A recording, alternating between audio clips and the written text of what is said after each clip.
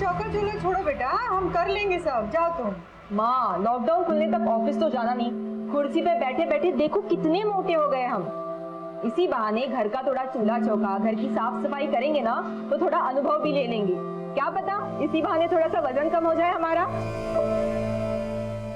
अरे ले लीजिए। अरे कुसुम, तुम्हारा तो पता नहीं, लेकिन ये लॉकडाउन खत्म होते होते तक ना हम घिसी हुई टिकिया बन जाएंगे। कि कोरोना वायरस के चक्कर में 3-3 बार कपड़े बदलते हैं और हमको 2-2 बार कपड़ा धोना पड़ता है। अरे दीदी, आप टेंशन क्यों लेती हो? कोई बात नहीं, आपका भी थोड़ा बहुत अनुभव हम बांट लेंगे।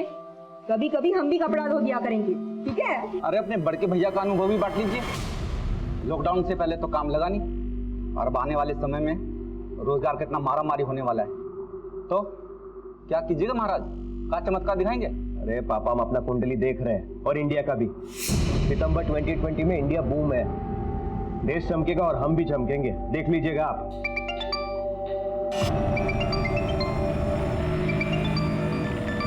पापा, हम अभी आते हैं। हाँ,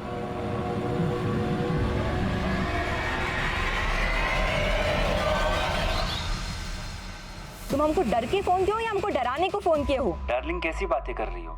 ये मीठी मीठी बातें ना तो करो ही मत हमसे। हम तुमको अपना प्यार जाहिर करने के लिए फोन किए और तुम वायलेंस पर उतर आई हो। तुम पर तो अब भरोसा ही नहीं रहा। अरे क्यों बात का बतंगड़ बना रही हो? नहीं था टाइम, इसलिए नहीं किए कॉल। अच्छा, अब हमारी बात सुनो। हाँ मुस्कान, हम ना तुम्हें अभी ईमेल भेज देंगे, ठीक है? Okay bye.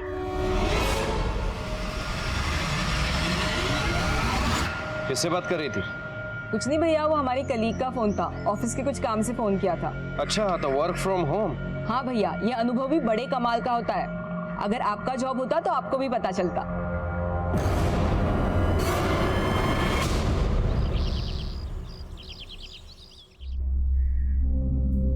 कुसुम, अरे तुम्हारा वर्क फ्रॉम होम चल रहा है ना, तो कहाँ जाने की तैयारी में हो? मम्मी, वर्क फ्रॉम होम तुम्हारा तभी होगा ना जब हमारा लैपटॉप चार्ज होगा, और हमारा चार्जर खराब हो चुका है। यही पास में मारूफगंज में हमारी एक सहेली रहती है, हम तुरंत उससे चार्जर लेकर आ जाएंगे। अच्छा तो ध्यान से जाना, आज जल्दी काम खत्म करके सीधे घर आना। जी मम्मी, तुरंत आ जाएंगे। हाँ।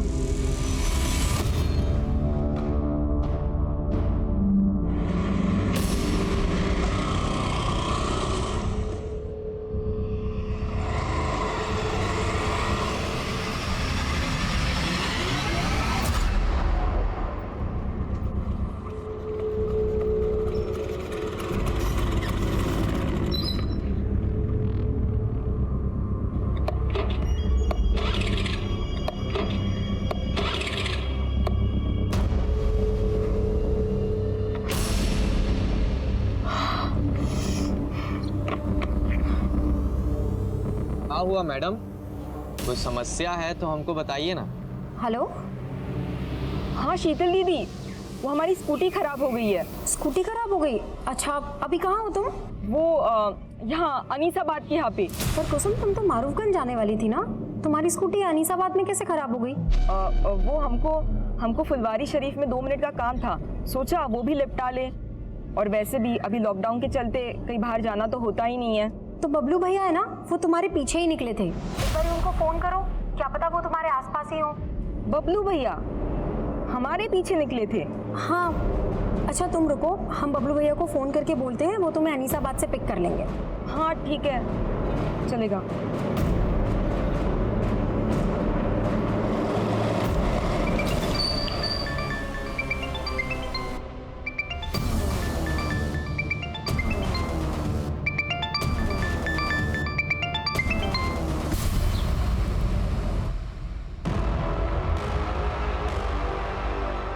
इतना देर हो गया, अंधेरा होने जा रहा है। ना कुसुम का फोन लग रहा है, ना बबलू का फोन लग रहा है।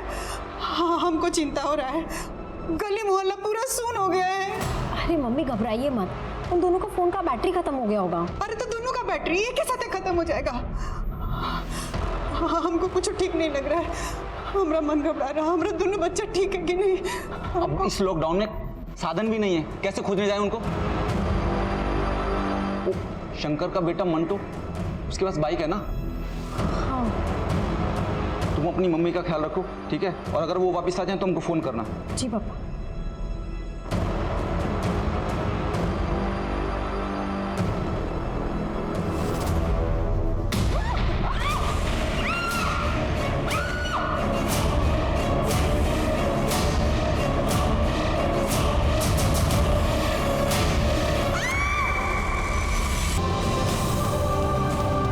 वायरस की पहले लॉकडाउन की रात में जब पूरे देश में कर्फ्यू था, तब एक परिवार के 2 भाई बहन कुसुम और बबलू लापता थे। उनके पिता रामनाथ उनको ढूंढने की नाकाम कोशिश कर रहे थे और उनकी मां दुर्गा और बहन शीतल सकते में थे। और सुबह होते होते पुलिस भी बबलू और कुसुम की तलाश में जुट गई। जब आप लोग को मालूम है कि शहर में लॉकडाउन लगा हुआ है, बाहर नहीं निकलना है, तो कुसुम को रुकना चाहिए था ना। सर वो कुसुम के लैपटॉप का चार्जर खराब हो गया था। वो मारूफगंज अपनी सहेली से चार्जर लेने के लिए ही गई थी। किस सहेली से? ये तो हम नहीं जानते। अच्छा, कुसुम तो मारूफगंज गई थी, तो यहाँ अनीसाबाद कैसे आई? यही बात हम भी कुसुम से फोन पे पूछे थे। पर कुसुम, तुम तो मारूफगंज जाने वाली थी ना, तुम्हारी स्कूटी अनीसाबाद में कैसे खराब हो गई? वो हमको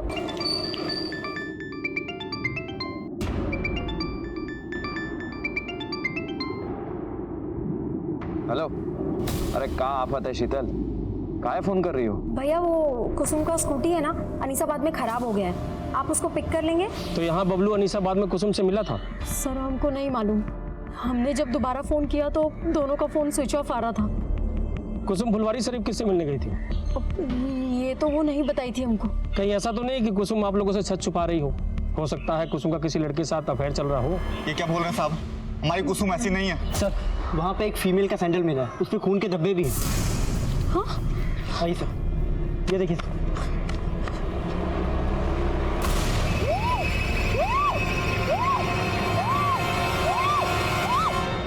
ये तो कुसुम का ही सैंडल है। सर ये सब देख के तो लग रहा है कि यहाँ पे कुसुम के साथ जरूर कुछ गलत हुआ। माना कि सबूत मिला है, लेकिन कुसुम का स्कूटी यहाँ पे खराब हुआ था, तो क्या कुसुम स्कूटी समेत गायब हो गई? उसका भाई बबलू वो बाइक समेत गायब है। ऐसे कई सवाल थे जिनके जवाब कुसुम और बबलू के घर वालों से भी नहीं मिले थे। जैसे कि कुसुम घर से निकली थी मारूफगंज जाने का कहकर। यही पास में मारूफगंज में हमारी एक सहेली रहती है, हम तुरंत उससे चार्जर लेकर आ जाएंगे। तो क्या मारूफगंज में कुसुम की कोई सहेली थी, या फिर घर से बाहर निकलने के लिए उसने अपने परिवार वालों से झूठ बोला था? हमको फुलवारी शरीफ में 2 मिनट का काम था। तो फुलवारी शरीफ में ऐसा कौन था जिससे कुसुम मिलने वाली थी? और सवाल यह भी था कि क्या उस शाम कुसुम और बबलू मिले थे, और अगर मिले थे तो फिर गायब कहां हो गए, और अगर नहीं मिले थे तो उनके इस तरह से अचानक गायब हो जाने के पीछे आखिर क्या कहानी थी? सवाल कई थे और जवाब ढूंढने के लिए मारूफगंज से लेकर फुलवारी शरीफ और अनीसाबाद के कई इलाकों में छानबीन शुरू की गई। कुसुम और बबलू के दोस्तों, पड़ोसियों और रिश्तेदारों से भी सवाल जवाब किए जा रहे थे।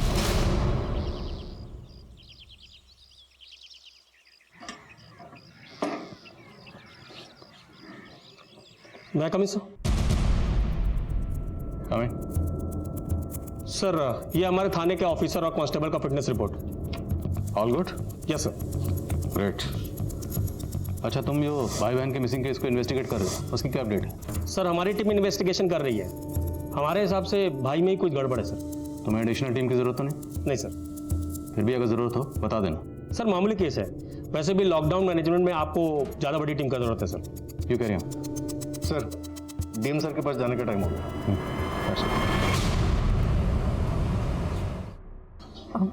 सर माना कि बबलू भैया काफ़ी गुस्सैल हैं, लेकिन वो हमको और कुसुम को लेके काफ़ी प्रोटेक्टिव भी हैं। यानी बहनें कहाँ जा रही हैं, किससे मिल रही हैं, इससे पर नज़र रखते थे।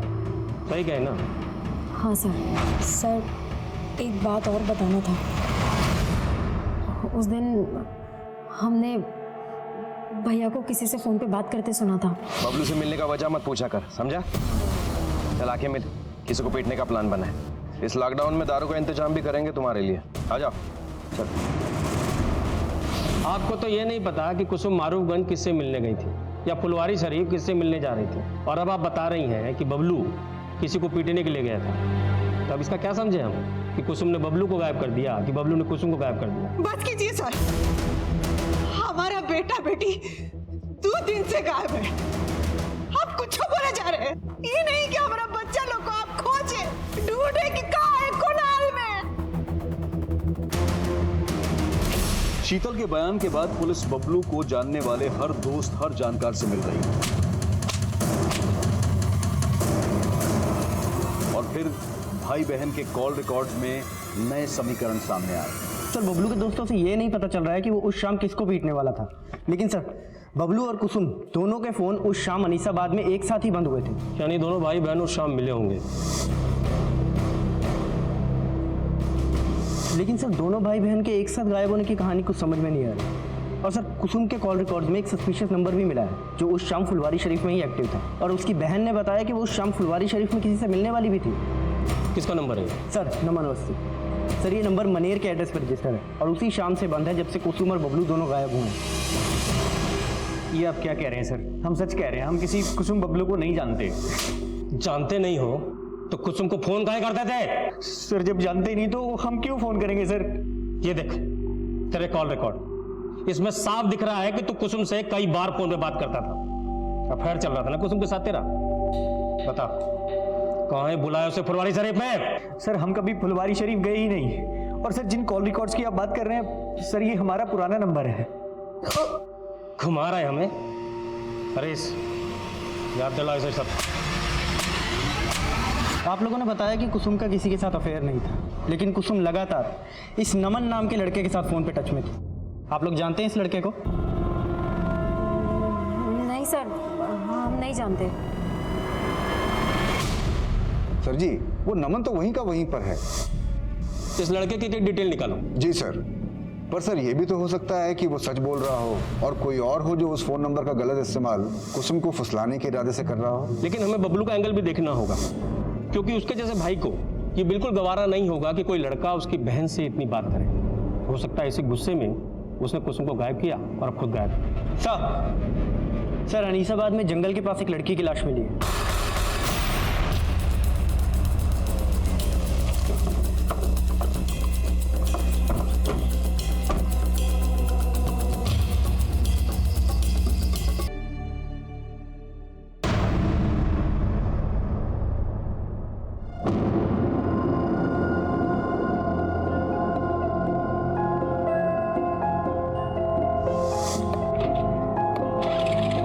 हुआ मैडम, कोई समस्या है तो हमको बताइए ना। Yes brother Alok, what happened? अरे अभी हम न्यूज में पढ़े हैं, उसका फोटो भी देखें, वही स्कूटी वाली लड़की का मर्डर हुआ है। इका ट्रेजिक हो गया। अब तुम रुको, हम अभी चिंटू को कॉन्फ्रेंस पर लेते हैं। 1 मिनट रुको। कहाँ? तो स्कूटी वाली लड़की का मर्डर हो गया? अबे कौन मारा बे उस सामने? अब भूल जाओ भाई। अगर हम गलती से भी किसी को कह दिए कि हम उस लड़की को देखे थे तो हमारा शनि मंगल सब खराब हो जाएगा। क्या समझे? सही बोले आलोक, कहीं ऐसा ना हो जाए पुलिस हम ही पर इल्जाम डाल दे। सर हम लोगों को तो लग रहा था कि कुसुम का रेप हुआ होगा, लेकिन सर पोस्टमार्टम रिपोर्ट ने तो कहानी बदल के रख दी। क्रिमिनल बहुत शातिर है हरीश, वो दिखाना चाह रहा है कि जैसे रेप हुआ, लेकिन रिपोर्ट से साफ है कि मर्डर केस है और फिलहाल गुनाहगार सिर्फ बबलू नजर आ रहा है। वो जानबूझ करके ऐसा क्राइम सीन रच के भागा है कि लगे बहन का रेप। भाई नहीं सर, ये कहानी कुछ और ही है। अरे कुछ और का छोड़िए दिनेश जी, आपके रिटायरमेंट को 4 दिन ही बचा है। 4 दिन में पकड़ डालिए क्रिमिनल को और जाने से पहले लूट लीजिए वाह भाई। जिस पोस्टमार्टम रिपोर्ट के आधार पर पुलिस अपना अगला कदम उठाने वाली थी, अब उसी पोस्टमार्टम रिपोर्ट पर सवाल उठा दिए गए थे। कुसुम के घर वालों ने पुलिस स्टेशन के सामने प्रदर्शन करना शुरू कर दिया था।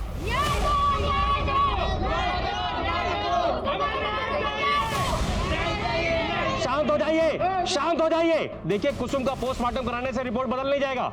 आप लोग तमाशा बंद कीजिए, हमारा सहयोग कीजिए। मीडिया इस मुद्दे को लगातार रिपोर्ट कर रहा था, जिसके बाद थाने के सीनियर पुलिस ऑफिसर को इस केस का संज्ञान लेना पड़ा, जो उस वक्त लॉकडाउन से संबंधित ड्यूटी में व्यस्त थे। राजेश्वर, मालूम है ना गैदरिंग अलाउड नहीं है, फिर ये सब क्या है? सर वो मैं इन लोग को मना करता है। साहब हमें न्याय चाहिए। हमारे बेटे को ठीक से ढूंढा नहीं जा रहा है और हमारी बेटी के साथ कुछ गलत हुआ है। ये लोग कह रहे हैं कि पोस्टमार्टम में सिर्फ मर्डर आया है। साहब आप एक बार आप लाश को देखिए, आप खुद समझ जाएंगे कि उसके साथ कुछ गलत हुआ है। आपकी क्या मांग है हमें मालूम है, हम कार्रवाई करेंगे, लेकिन आप माहौल तो देखिए, कितनी भीड़ लगा रखी, भीड़ हटवाइए यहाँ से। साहब हमको आपसे आश्वासन चाहिए कि पोस्टमार्टम दोबारा होगा और हमारे बेटे को ठीक से ढूंढा जाएगा। मैं आपको यकीन दिलाता हूँ, कानून के दायरे में रहकर जो कार्रवाई बनती है हम करेंगे। ठीक है, अब भीड़ हटवाइए। राजेश भीड़ हटवा। चलिए हटिए आप लोग, हटाओ सबको। चलिए हटिए हटिए प्लीज, चलिए। संभाल लोगे, मैं टेंशन ना लो, ये संभाला। सर हम लोग पूरा डेडिकेशन के साथ जांच कर रहे हैं सर। जो भी जांच हुई है स्टडी की है मैंने। सबसे पहले वो लड़की क्या नाम है? कुसुम। उसका दोबारा से पोस्टमार्टम करवाना होगा। हरीश, बॉडी को दोबारा पोस्टमार्टम के लिए भेजवा।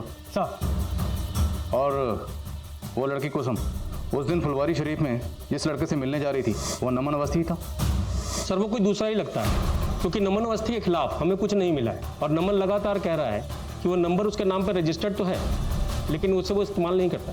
तो उस नंबर के कॉल रिकॉर्ड से निकलवाए होंगे। सर टेलीकॉम कंपनी में रिक्वेस्ट भेजे हैं लेकिन अभी तक आया नहीं है लॉकडाउन की वजह से। लेकिन सर हमें बबलू पे ज़्यादा शक है। जब तक सबूत ना हो कोई भी एंगल महज एक थ्योरी होता है, उससे ज़्यादा कुछ नहीं। और अगर बबलू पे इतना ही शक था तो उसे ढूंढा क्यों नहीं अभी तक? बबलू क्या, तुम कुसुम की स्कूटी तक नहीं ढूंढ पाए? सर वो लॉकडाउन की वजह से। और सर दिनेश जी भी आज ही रिटायर हो रहे हैं सर। अरे हाँ दिनेश जी सर।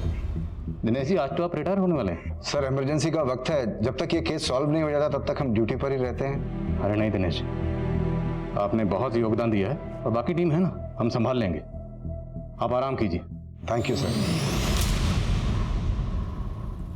अरे वाह दीदी, आज बड़ी कमाल लग रही हो।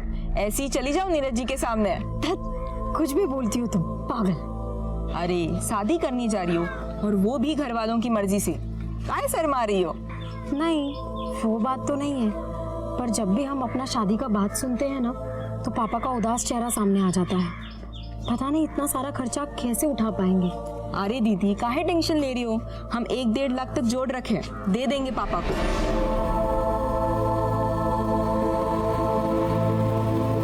कुसुम की सेकंड पोस्टमार्टम रिपोर्ट आ गई है। ये रिपोर्ट पहली रिपोर्ट से काफी अलग है सर। इस रिपोर्ट के मुताबिक कुसुम का ब्रूटल गैंगरेप हुआ था। लड़की को पैर के नाखून से लेके, मतलब लड़की ने तकरीबन 5 घंटे टॉर्चर सहा। सर कुसुम के नाखूनों में रेपिस्ट के स्किन के ट्रेसेस मिले और भी चौंकाने वाले पॉइंट्स हैं सर इस रिपोर्ट में। सर कुसुम 1 मंथ प्रेग्नेंट थी लेकिन उसके बॉयफ्रेंड का कोई नामो निशान नहीं और हमें तो ये भी नहीं पता कि उसका भाई बबलू कहाँ गायब है। और सबसे हैरानी की बात यह है कि पहली पोस्टमार्टम रिपोर्ट में यह सब मेंशन क्यों नहीं था। इस एरर की इंक्वायरी करनी होगी। सर इस एरर के पीछे कौन है, मुझे इसका हिंट मिला है। सब इंस्पेक्टर राजेश्वर को सस्पेंड कर दिया गया। नई पोस्टमार्टम रिपोर्ट ने इस केस का रुख मोड़ कर रख दिया था। सवाल यह भी था कि क्या बबलू इसमें इन्वॉल्व था और वो अब तक गायब क्यों था। पुलिस ने क्राइम सीन के 1 किलोमीटर के रेडियस में फिर से छानबीन शुरू करवा दी और अब बारी थी कुसुम के माता पिता के सच जानने की। बोलिए, क्या आप लोगों को पता था कि कुसुम प्रेग्नेंट थी? सर हमको तो ये सोच के भी अजीब लग रहा है कि कुसुम प्रेग्नेंट थी। हो सकता है बबलू को भी अजीब लगा, उसे बहुत गुस्सा आया होगा जब उसे ये पता चला होगा कि उसकी बहन प्रेग्नेंट है। बबलू कहाँ है? बस कीजिए सर, बस कीजिए। आपने अपनी बेटी खोई है, उसके भाई के लिए परेशान है और आप कुछ बोले जा रहे हैं। हाँ मोइन। सर बबलू मिल गया लेकिन वो जिंदा नहीं है, उसका भी मर्डर हो गया।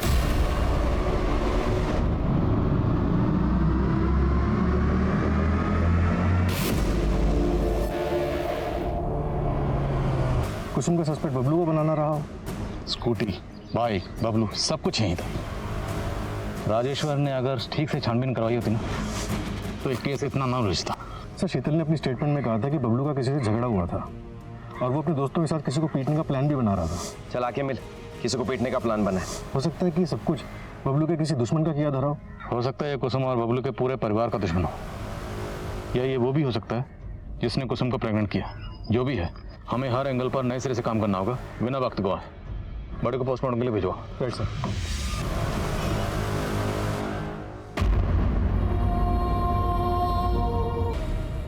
सर नमन के कॉल रिकॉर्ड्स में एक विमल चौधरी नाम के लड़के का नंबर मिला है। सर नमन और विमल दोनों का नंबर उस दिन फुलवारी शरीफ में एक्टिव था जहां कुसुम जाने वाली थी। सर ये विमल, लेकिन सर ये इस वक्त जेल में है। जेल में? जी सर, इसने लॉकडाउन प्रोटोकॉल का उल्लंघन किया था। जब पुलिस वालों ने इससे पूछताछ की तो ये उनसे बहस करने लगा। पुलिस वालों ने इसे जेल में डाल दिया। तो थोड़ी बहस हम भी करते हैं इसके साथ।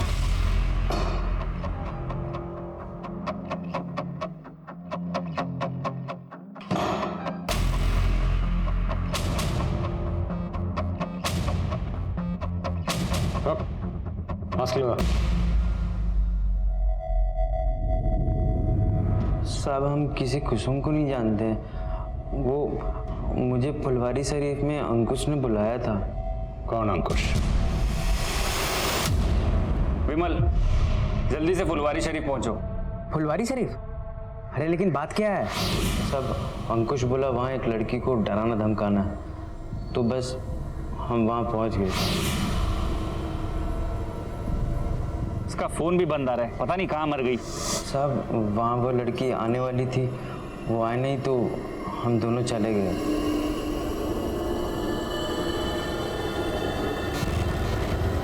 यही थी वो लड़की? हमें तो ये नहीं मालूम कि इसी को लड़की थी या नहीं। ध्यान से देख। क्योंकि हमने देखा नहीं था साहब। जिस लड़की का तुम लोगों ने रेप किया, जिसका कत्ल किया, तुम लोगों को ये नहीं पता कि वो लड़की कौन थी? अब झूठ नहीं बोल रहा हूँ मैं साहब, हमको नहीं मालूम कि लड़की का खून किसने किया। बेशक अंकुश ने किया होगा तो हमको मालूम नहीं साहब। कहाँ मिलेगा ये अंकुश?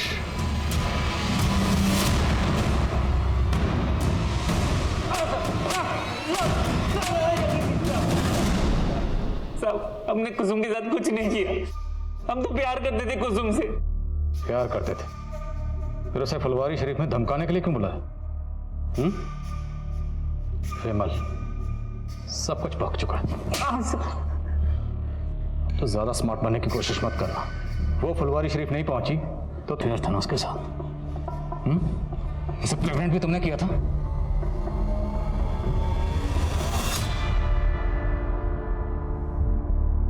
लेकिन हमने सोचा नहीं था कि कुसुम प्रेग्नेंट हो जाएगी। अंकुश, एक प्रॉब्लम हो गई है। हम प्रेग्नेंट हो गए हैं। सर बहुत बुरा फंसे थे हम। हमारे घर वालों ने हमारा रिश्ता रिया के साथ तय कर दिया। वैसे दिखने में कुसुम ज्यादा अच्छी थी, लेकिन रिया अपने बाप की इकलौती है, बहुत पैसा है उसके पास, इसलिए कुसुम को रास्ते से हटा दिया, और उसके भाई बबलू को भी। नहीं साहब, हमने कुछ नहीं किया, हमारा यकीन कीजिए। प्लानिंग तो बहुत लंबी की थी तुमने, और अब तो बहुत लंबा फंसेगा। नमन नाम के लड़के के सिम से तो कुसुम को फोन करता था ना? नहीं सर। वो सिम कहाँ से आया तेरे पास? सर वो सिम कहाँ से आया तेरे पास? सर नमन हमारे हॉस्टल में था, हमने तभी उसका सिम रख लिया था। तो ये नमन भी तुझे बचा रहा था, ये भी शामिल है इसमें? हमने कुछ नहीं किया सर, हमारा यकीन कीजिए सर, हमारा यकीन कीजिए।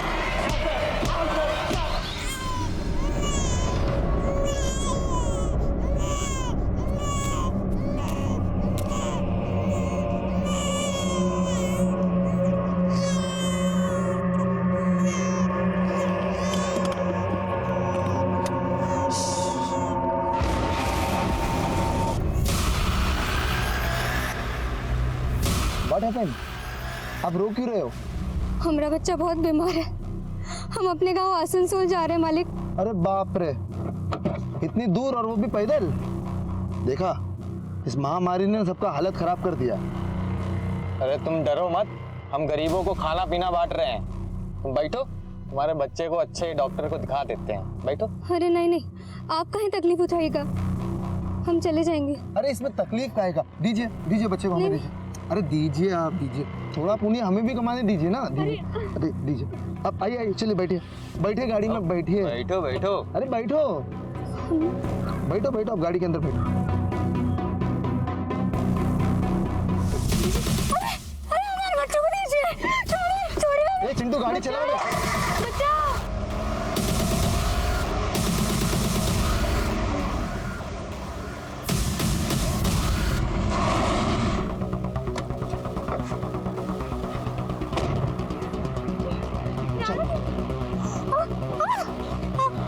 हमको छोड़ दीजिए। नहीं। मैच करो। सर हेलो,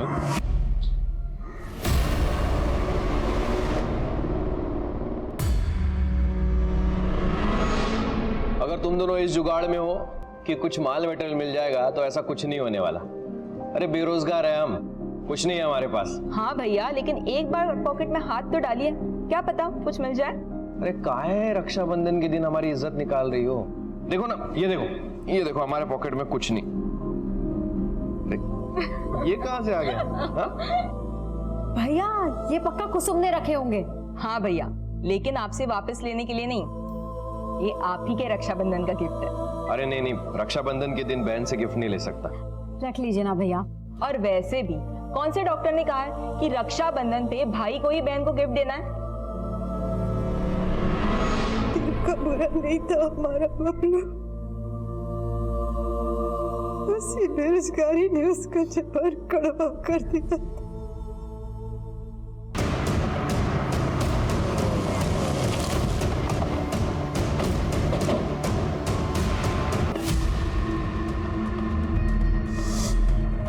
कुसुम की बॉडी के पास कोई रस्सी मिली थी? नहीं सर, कोई रस्सी नहीं मिली। आसपास चेक करो, सब जगह चेक करो। सब।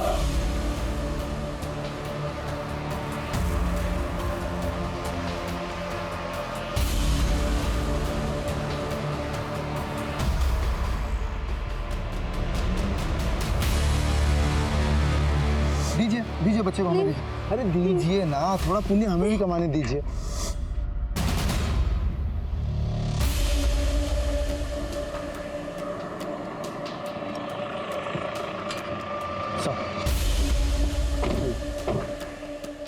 यहाँ पे गिर गया और मोबाइल भी गिरा। एक काम करो, हाईवे पे आजकल इतनी गाड़ी तो होती नहीं, इतनी आम दिनों में होती थी। लॉकडाउन चल रहा है, हाईवे पे जितने भी सीसीटीवी हैं सबकी फुटेज चेक करो। Right sir.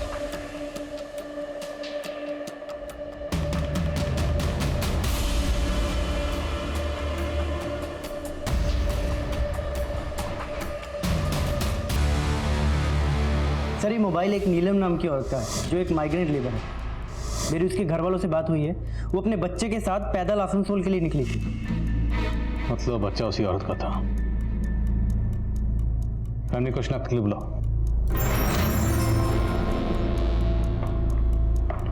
सर, मेरी पोस्टमार्टम डॉक्टर से बात हुई, उस लड़की के साथ भी गैंगरेप हुआ था। यानी उस मजदूर औरत नीलम को पहले मारा गया, फिर पत्थर से उसका सर कुचलकर उसका चेहरा बिगाड़ा गया। सर मैंने क्राइम वाले दिन की हाईवे एरिया की सीसीटीवी फुटेज चेक की,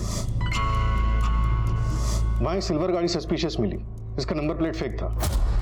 शायद इसी गाड़ी से उस औरत को किडनैप किया गया। बैठो बैठो, आप गाड़ी के अंदर बैठो। चिंटू गाड़ी चलाओ बे। और सर क्राइम सीन से जो रस्सी मिली थी मैंने उसके बारे में भी पता किया। वैसी रस्सी बैंत के फर्नीचर को बांधने के काम आती है और बैंत के फर्नीचर बनाने का काम दानापुर में होता है। अब अगर हम 2+2 4 करें तो थ्योरी ये बनती है कि सिल्वर कार में उस मजदूर औरत को किडनैप किया गया होगा और किडनैपर्स या मुजरिम जो भी हैं वो दानापुर में फर्नीचर वर्कशॉप से जुड़े हो सकते हैं। और अब अगर हमें इस सिल्वर कार और मुजरिमों को ढूंढना है तो हमें दानापुर में ढूंढना होगा। लेकिन सर लॉकडाउन की वजह से सारे फर्नीचर के कारखाने बंद हैं, वहाँ पे पूछताछ नहीं की जा सकती। एक आइडिया है, काम मुश्किल ज़रूर है पर नामुमकिन नहीं है। Corona virus thermal screening.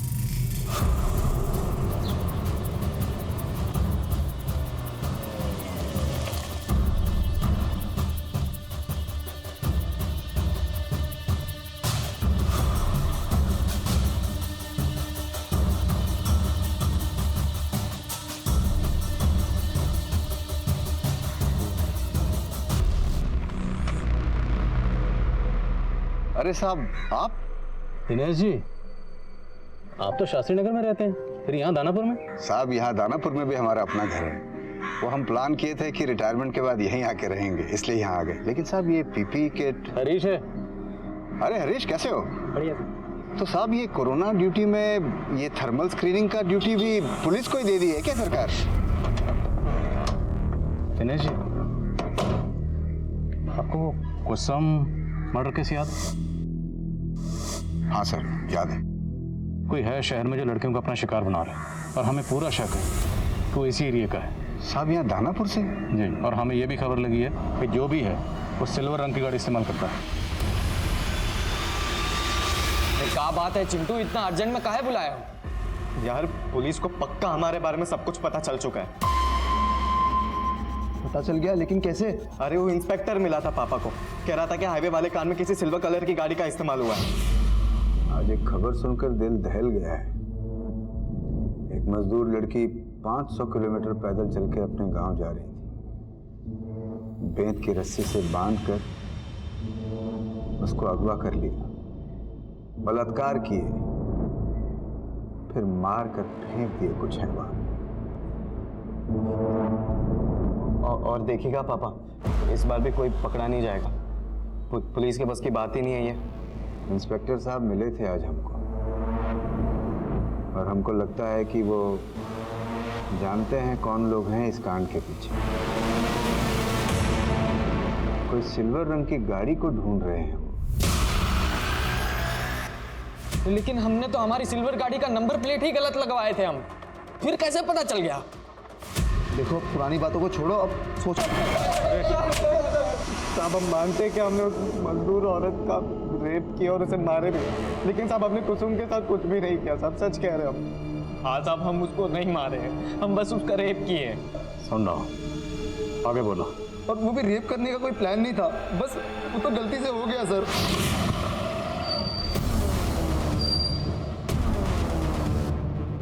भैया आप कहाँ जा रही थी? भैया वो फुलवारी शरीफ में हमारी एक कलीग रहती है ना, बस बहुत झूठ उसी बोलने के- लगी हो ना तुम हमसे। अब एक नहीं सुनेंगे, बहुत हो गया तेरा। आवाज नीचे करके बात कीजिए। तेरी आवाज सब ऊपर नीचे कर देंगे हम। बहुत पर लग गया ना तेरे? या लड़की को है कुछ प्रॉब्लम है? कब है? साहब हम सोचे कि वो खुद ही तड़प तड़प के मर जाएगी।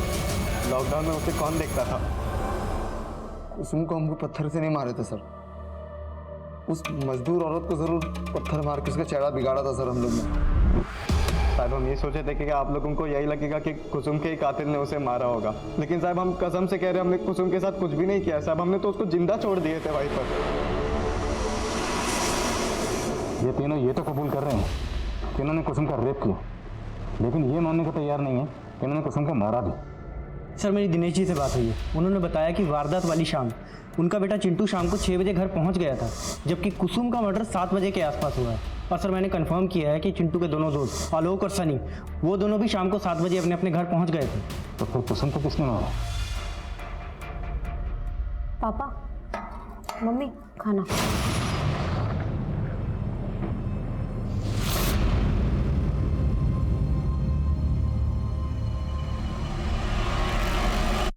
चलिए रामनाथ जी, चलते हैं। मंटू, वही मंटू जिसके साथ आप उस दिन कुसुम को ढूंढने गए थे, उस मंटू ने हमें कुछ बताया।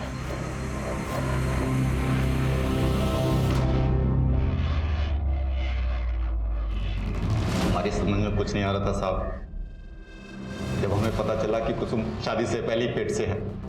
अंकुश, एक प्रॉब्लम हो गई है, हम प्रेग्नेंट हो गए हैं। हमारे पैर तलों की जमीन निकल गई। हमने किसी से कुछ नहीं बोला सिवाय बबलू के। हमने कल्पना भी नहीं की थी कुसुम हमारा मुंह काला कर देगी। तो अब क्या करेंगे आप? धृतराष्ट्र की तरह जाएंगे या गांधारी की तरह अपनी आंखों पर पट्टी बांध लेंगे? नहीं, हम ये बर्दाश्त नहीं करेंगे। बबलू से मिलने का वजह मत पूछा कर, समझा? चल आके मिल, किसी को पीटने का प्लान बना है। हमारे कहने पर बबलू ने पहले ही प्लान बना लिया था। उस रोज कुसुम जब सहेली से चार्जर का बहाना करके निकली तो हम समझ गए ये उसी लड़के से मिलने जा रही है। हमने पीछे से बबलू को उसके पीछे लगा दिया, लेकिन उसके पास बबलू का कुछ अता पता नहीं चल रहा था। हम मंटू के साथ उसे खोजने गए। बबलू तो नहीं दिखा, लेकिन कुसुम, समाज उसे नहीं अपनाता। कैसे बाबू? बेटा अगर कैसा भी हो तो चलेगा, और बेटी, वो बेटी जिसे किसी ने धोखे से गर्भवती बना दिया, वो अशुद्ध हो गई। अशुद्ध वो नहीं, अशुद्ध तुम जैसे लोगों की सोच है।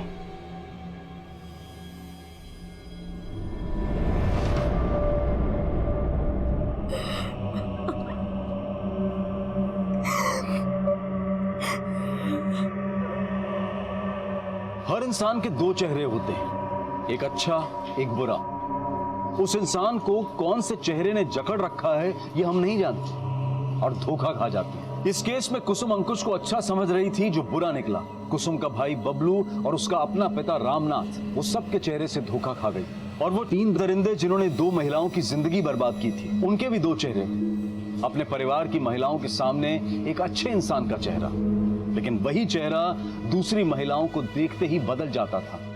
हैवान बन जाता था। अब मैं अनूप सोनी आपसे विदा लेता हूं, फिर मुलाकात होगी क्राइम पेट्रोल सतर्क में एक और नए केस के साथ। तब तक अपना और अपने परिवार का ख्याल रखें, सतर्क रहें, सुरक्षित रहें और देखते रहें क्राइम पेट्रोल सतर्क।